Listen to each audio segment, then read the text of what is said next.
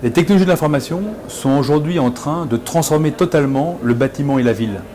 On parle de technologies comme le BIM, le SIM, l'Internet des objets, les systèmes experts, l'intelligence artificielle. Aujourd'hui, il faut totalement repenser la façon dont ces technologies vont construire la ville. Quelles sont les organisations nécessaires? Quels sont les processus à mettre en place? Et puis bien sûr, quelles sont les technologies qu'il va falloir sélectionner pour construire cette ville intelligente? Le MBA s'adresse à ces problématiques. Notre objectif est d'accueillir des étudiants de divers horizons et puis de les faire travailler ensemble pour qu'on puisse co-construire cette ville de demain. On utilise des méthodes, on utilise un cadre et puis bien sûr l'objectif c'est de construire cette ville durable, désirable, efficiente, la ville smart.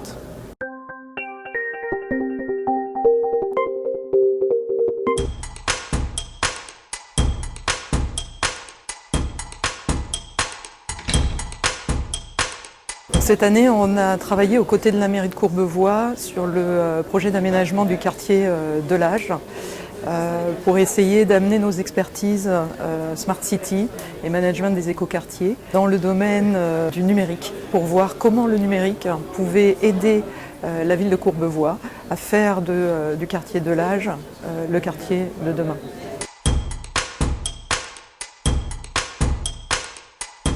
C'est la démarche en elle-même qui m'intéressait, moi. C'est de faire intervenir des gens qui n'étaient pas partie prenante, qui pouvaient s'exonérer des contraintes que nous avions, nous, décideurs dans les villes, pour nous proposer des idées que nous n'aurions peut-être pas pu imaginer nous-mêmes. J'en tire aussi la conviction que l'intelligence collective, ça enrichit forcément les projets. Donc j'ai beaucoup apprécié, évidemment, cette présentation. J'ai pu voir à travers les éléments auxquels j'ai assisté qu'il y avait quelque chose finalement de très ancré. C'est-à-dire que quand on avait dit qu'on aurait des productions très libres, j'ai trouvé que c'était effectivement libre, avec un panorama assez large, 10 solutions qui traitent vraiment de 10 façons finalement d'aborder la Smart City, et en même temps très ancré sur le territoire et très réaliste. De ce que j'ai vu, c'est des choses qu'on est tout à fait en capacité de mettre en œuvre. On est dans des propositions qui sont concrètes, qui sont réelles, qui correspondent aux attentes de la ville et qui, je pense, vont vraiment stimuler la réflexion qui continue sur ce sujet.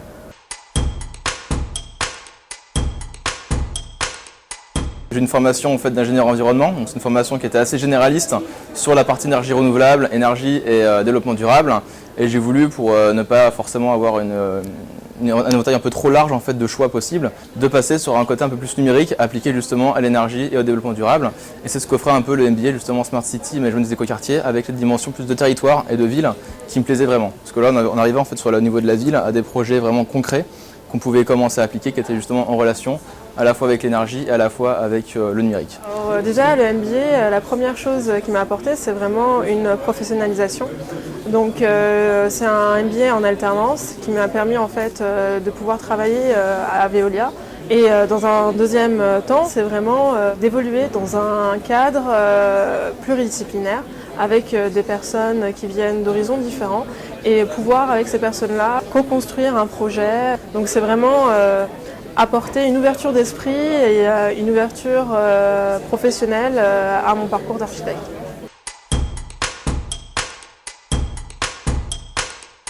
Ça a été une expérience très positive puisqu'on a confié, dès que Charles est arrivé dans l'entreprise, on lui a confié la responsabilité du projet, autant sur la partie conception que réalisation, puisqu'on voulait monter un démonstrateur de Smart City qui incluait en tout cas beaucoup des éléments qui ont été présentés tout à l'heure, c'est-à-dire du smart parking, de la télégestion, du smart metering, des panneaux à messages variables, presque le guidage à la place.